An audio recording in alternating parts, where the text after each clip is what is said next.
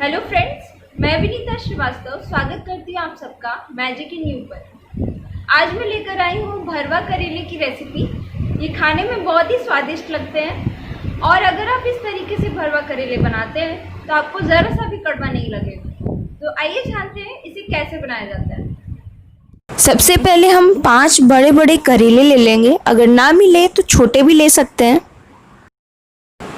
और फिर इसके दोनों एंड पार्ट्स को काटकर हटा लेते हैं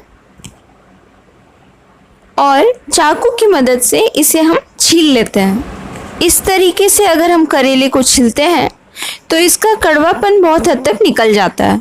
अच्छी तरह से छील लेने के बाद करेले को हम बीच से इस तरीके से कट करेंगे। ये देखिए, इस तरीके से हमें करेले को एक साइड से बीचों बीच कट कर लेना है।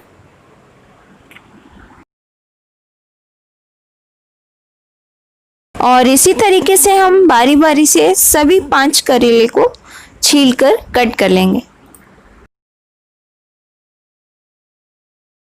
इतना करने के बाद हमें एक कढ़ाई में कम से कम 3 गिलास पानी को गर्म करना है। अच्छे से पानी गर्म हो जाए तो हमें बारी बारी से सारे करेले को इसमें डालकर बॉईल करना है। इसके बाद के प्रोसेस को स्किप ना करें वरना सही से भरवा करेले नहीं बनेगा। और अगर आप इस चैनल पर नए आए हैं तो मेरे चैनल को सब्सक्राइब करना ना भूलें। 10 से 15 मिनट के बाद हमें इस लिड को हटाकर देखना है और थोड़ा सा चला दे। करेले को थोड़ा सा पलट ले और फिर से ढककर इसे थोड़ी देर और बॉईल होने दे।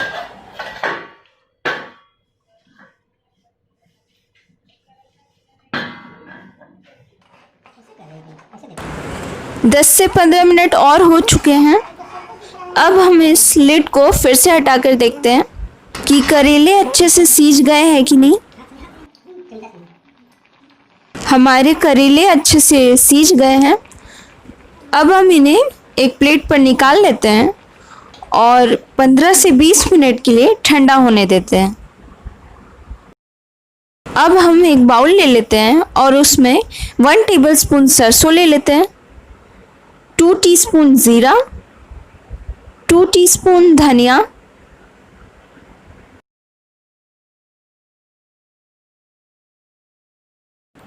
और 1 टीस्पून टर्मरिक पाउडर और 14 से 15 लहसुन की कलियां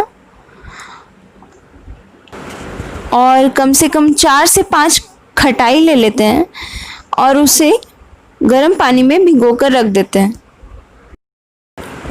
3 मीडियम साइज प्याज को लंबे लंबे कट कर लेते हैं और इन सभी चीज़ों को मिक्सर ग्राइंडर में डालकर पीस लेते हैं। हमारे बॉइल्ड वाले करेले ठंडे हो चुके हैं। अब हम इन करेलों में से बीज को निकाल लेते हैं। हम एक स्पून की मदद से बहुत ही आसानी से करेले के बीज को निकाल सकते हैं।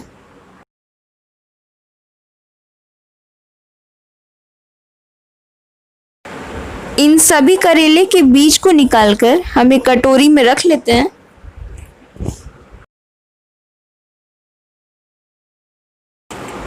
अब एक कढ़ाई को गरम कर लेते हैं और 2 टेबलस्पून मस्टर्ड ऑयल डालेंगे और गरम होने देते हैं।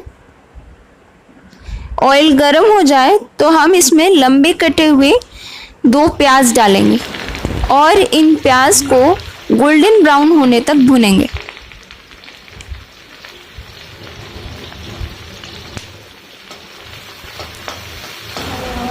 प्याज गोल्डन ब्राउन हो गए हैं। अब हम इसमें जो पिसा हुआ मसाला हमने रखा था वो डालेंगे और इसे ब्राउन होने तक भुनेंगे। इन मसालों को हमें कम से कम 15 मिनट के लिए फ्राई करना है जब तक ये ब्राउन ना हो जाए। इन मसालों को कुछ देर भुनने के बाद हम इसमें जो करेले के बीज थे वो डालेंगे और अब हम इसमें डालेंगे 2 टीस्पून सॉल्ट।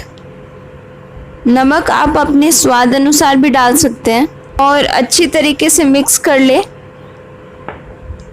मसाले लगभग फ्राई हो चुके हैं।